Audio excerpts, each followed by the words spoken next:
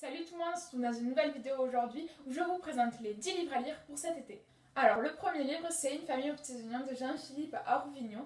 Alors c'est l'histoire en fait d'une famille à peu près des années 50-60. Ils sont 6 enfants et ils s'appellent tous Jean A, Jean B, Jean C, Jean D, Jean E, Jean F parce que leur père il a des petits trous de mémoire et donc du coup il les appelle tous comme ça pour se simplifier la vie. Et en fait, ça se passe dans l'été, mais aussi à la rentrée, ça se passe sur une année entière. Et ça raconte l'histoire du point de vue de Jean B, je crois, qui raconte en fait l'histoire un peu ce qui lui arrive au quotidien. Et c'est toujours à mourir de rire parce que c'est des frères qui s'amusent tout le temps à faire 3 millions de coups fourrés et de bêtises. Et en fait, c'est toute leur histoire. Et j'ai adoré ce livre quand je l'ai lu il y a quelques années. Et franchement, je le conseille à tous ceux qui aiment ce genre de livre. Alors, le second, en fait, ce n'est pas un livre, c'est une BD, et c'est Le Royaume de Benoît Feroumont, le tome 1, Anne. Il en existe aussi 6 tomes de plus. Et alors, en fait, c'est l'histoire d'un petit royaume très paisible, où vit un roi quand même assez faible, et une reine très acariate, plus leurs 2 enfants, 2 jumeaux, Alain et je sais plus comment ils s'appellent. Et ce sont des simplets, plus la princesse, qui est une princesse très pimbush. Et alors, Anne, celle qui a sur la couverture, est une servante au royaume, enfin au palais. Et sauf qu'elle va se faire renvoyer, sauf que le roi qui l'aime bien va lui offrir une taverne. Et en fait, c'est son histoire. Et donc, du coup, elle va par exemple, s'il va y avoir plein de personnages, dont le forgeron par exemple, qui va tomber amoureux d'elle, sauf qu'elle ne va pas l'aimer. Il va leur arriver plein d'aventures, elle va devoir déjouer des complots, et tout ça dans la bonne humeur, grâce aux 2 petits piafs qui s'amusent en permanence à faire des commentaires pas vraiment, à dire la vérité là où il ne faudrait pas. Alors, le troisième livre, c'est Un ranch pour 4 de Zoé Calvedon, je sais pas comment on le dit. Un nouveau départ, c'est le tome 1.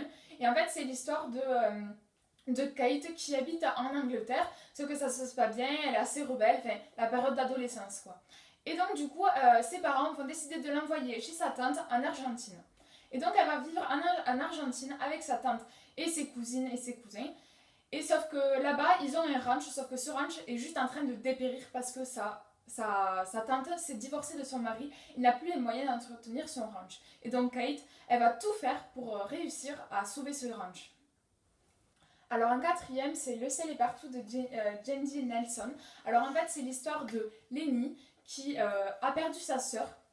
Sauf que ça raconte l'histoire de comment elle va pouvoir s'en remettre, comment vivre avec ça, sachant qu'elle a perdu sa sœur et que sa sœur était...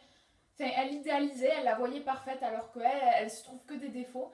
Sauf que le problème, c'est qu'elle va tomber amoureuse de l'ancien copain de sa sœur. Alors encore un livre, enfin c'est pas vraiment un livre, du coup c'est encore un livre BD. C'est Chi, une vie de chat, donc je pense que si vous le connaissez pas, c'est que vraiment faut le faire tellement on en parle. C'est le tome 1.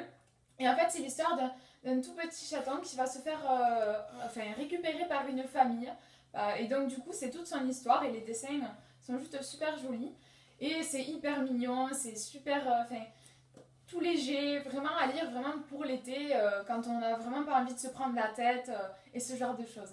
Un sixième, alors ce sera 4 filles et un jean de Anne Brachard, je sais pas le dire.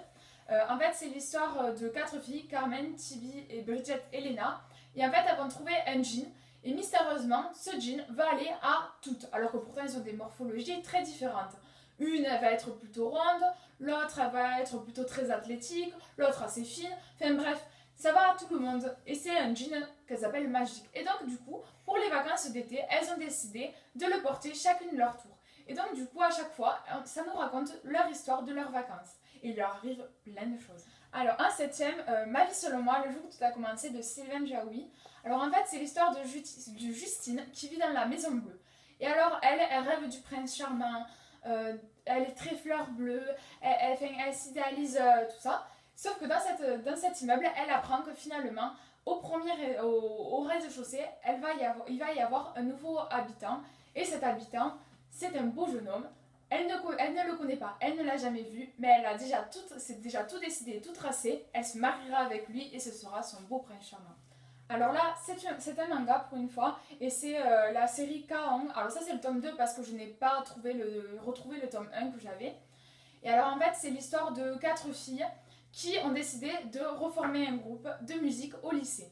Sauf que le problème, c'est qu'elles n'ont pas assez de participants pour pouvoir faire tourner le club selon les règles de leur lycée.